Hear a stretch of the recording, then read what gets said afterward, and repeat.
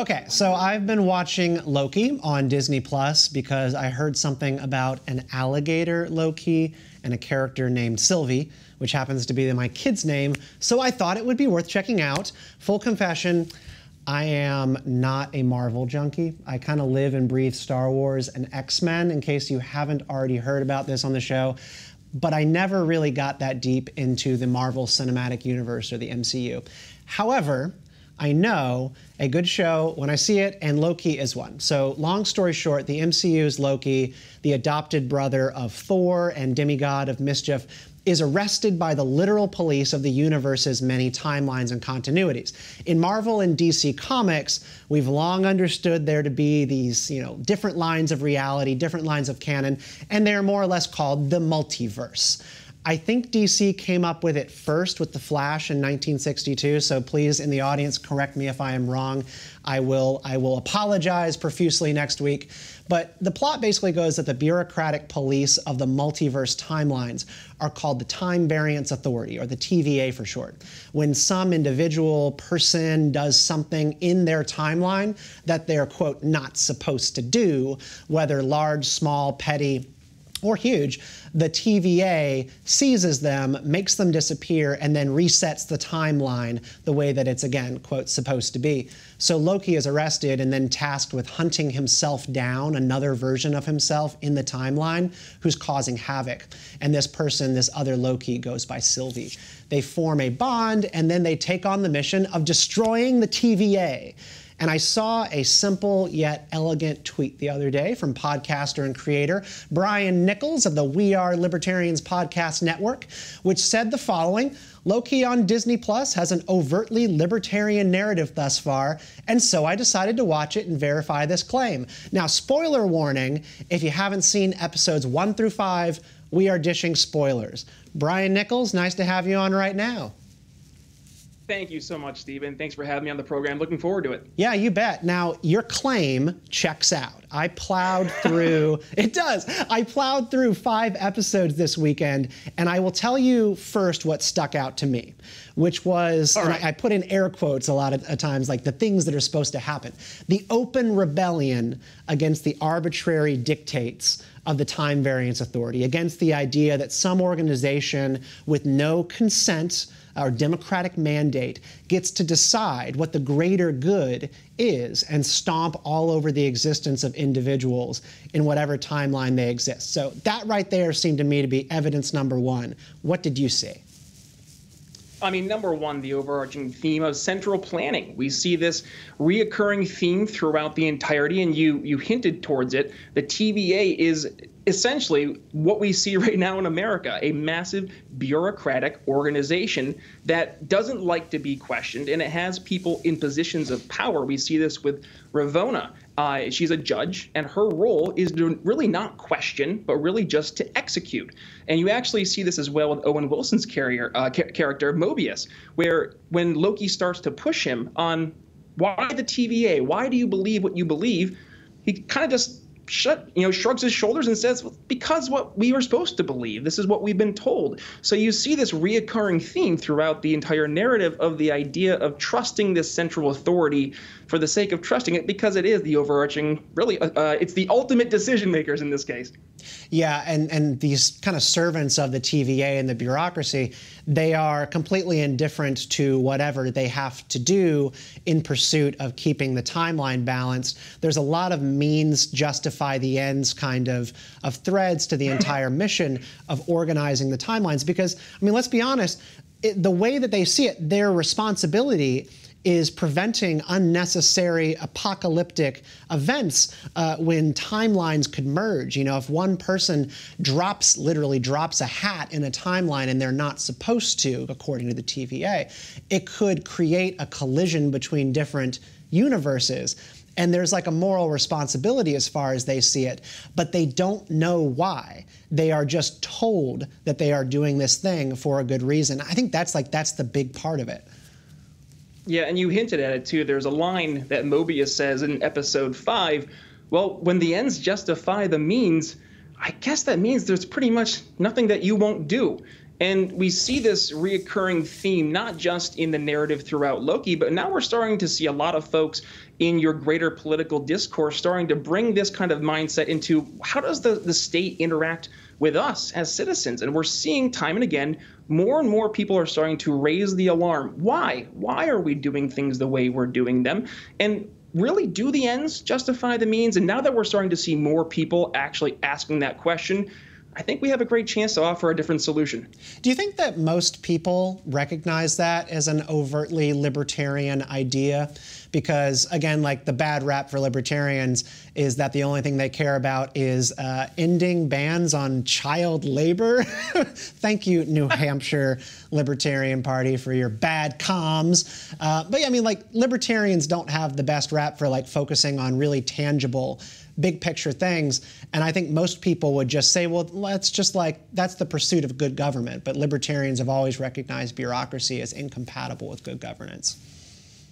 Well, I think that's entirely our fault. We haven't been engaging in the culture to help people tie the relationship between this big central planning bureaucratic governance and really this. I mean, you're a big fan of Star Wars. You have an amazing book, How the Force Can Fix the World.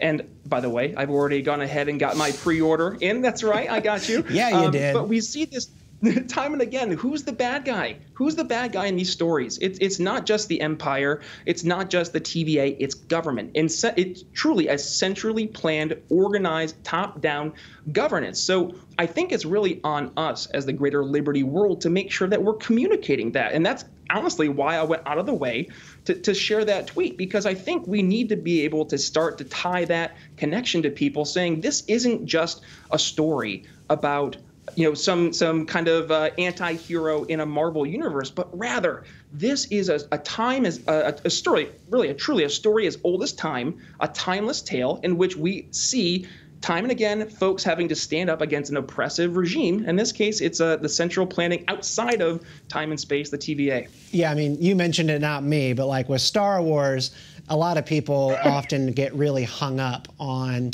what are the politics of Star Wars? Is it left or right, conservative versus liberal? And I'm like, actually, you need to be thinking about the political quadrant.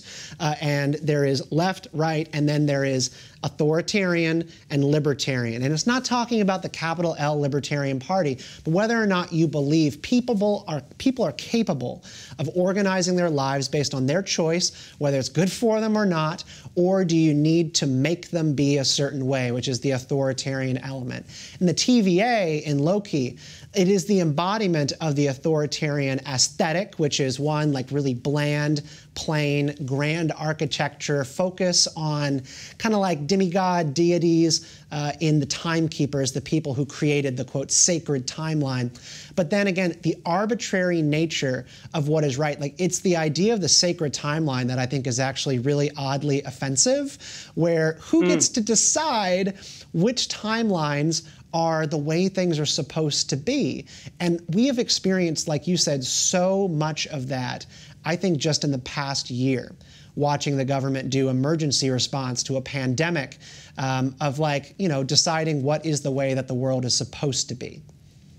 Yeah, well, and you take it a step further, and again, huge spoiler alert, but the timekeepers, they're supposed to be these kind of mythical creatures and figures who are the ones maintaining the proper time order as it's supposed to be. And what happens? They go to confront the timekeepers, and again, massive spoiler alert, they're not real. So all of a sudden, this entire facade, this Wizard of Oz kind of mentality we see play forth here, where even the people you're supposed to be trusting, and I don't mean to tongue-in-cheek trust the experts, but trust the timekeepers, right?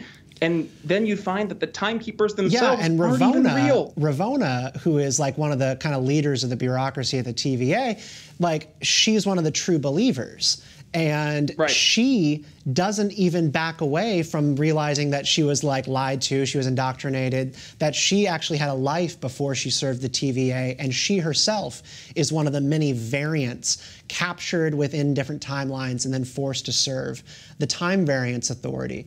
Because when you have bought in on the authoritarian idea, you've bought in on order being like the ultimate high good.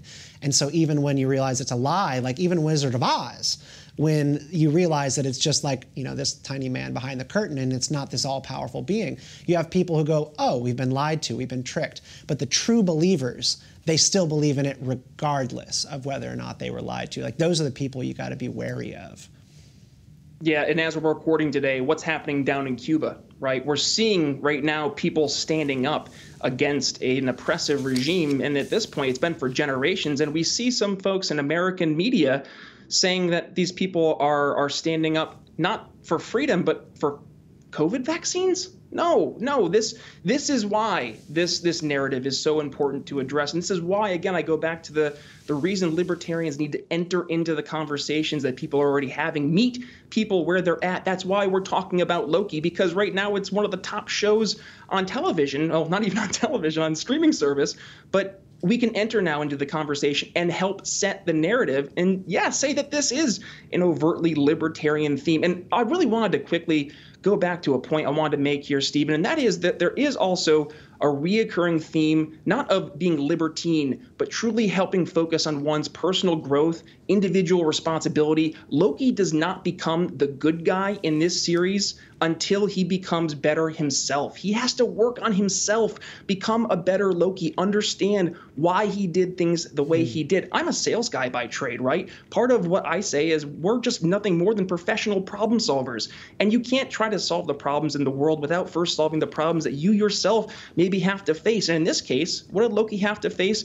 His mischievousness. Why was he going out of his way and doing these naughty things? And once he was able to realize who he was and why he did the things he did in the past, he could learn not to do them in the future and actually have a more positive goal. And in this case, it's tackling this central authority, tackling this top-down bureaucracy. And I really think, Stephen, this is a great chance for us to really reach people in a way that we haven't been able to before, because much like the stories of Star Wars, much like even the stories of Harry Potter, I mean, Dolores Umbridge is right there, the epitome of government schools. And you can enter into conversations with people on the issues they care about and really meet them and show them, when people see Dolores Umbridge, and this is also like referenced in Loki, and Sylvie in this show, she rightly kind of calls the TVA fascistic. I think she uses that word, or she just straight up calls them fascist.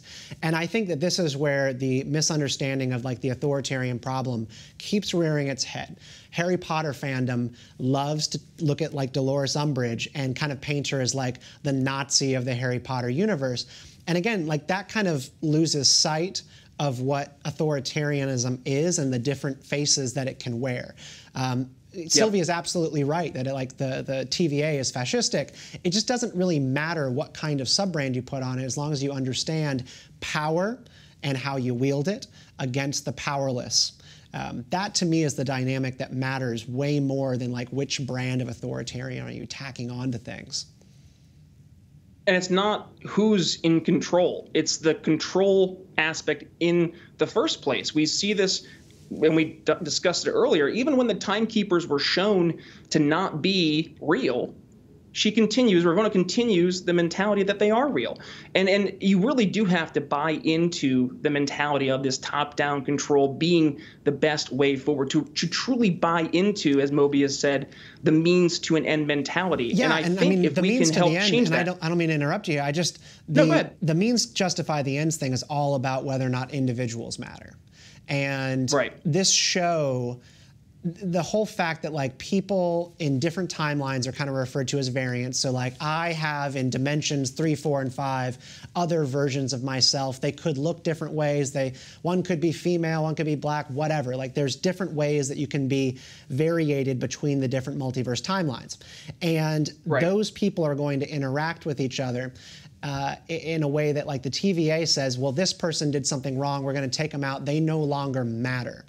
Individualism is what this show is rooted in. Like Sylvie realizes that even though she might be an aberration to the bureaucrats, her life matters and is worth protecting. Stephen, are you saying that they might be, I don't know, labeled non-essential versus essential? The non-essential variants. Yes. Is that too soon? That is exactly what I'm saying. Yeah, I mean, that is it. Who gets to decide who is essential? I haven't heard that metaphor or that connection yet, so well done. You win the day. There we go. Thank you, sir. Well, cool. Just to round out, anything else you're watching that you think we should actually be turning on as people interested in spreading the ideas of liberty? You know what? I'm going to be real. I'm currently going through a rewatching phase. So my wife and I just sat down and did another rewatch of the best series of all time. It's one near and dear to you, Steven, Star Wars. I'm actually wearing my Darth Vader socks today in honor of being on your program. But I look at Star Wars and you see it from, and then let's focus particularly on episodes 1 through 6.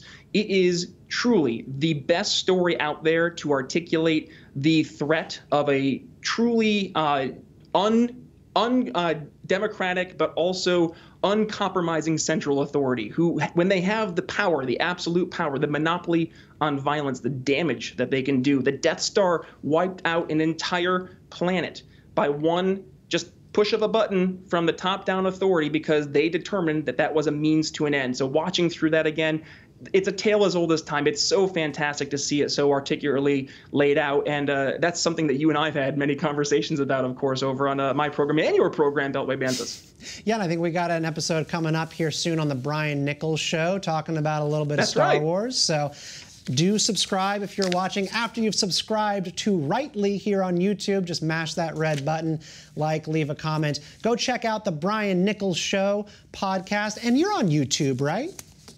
Yes, sir. On YouTube, Twitter, Facebook, and also you can find us over on Instagram and TikTok now doing my morning sales huddle, quick little sales tips for people. It's fun. All right. I want to see some TikTok dancing from Brian Nichols. Brian, thanks for coming on talking Loki, man. Appreciate it. You got it, Steven. All right. We'll be back soon.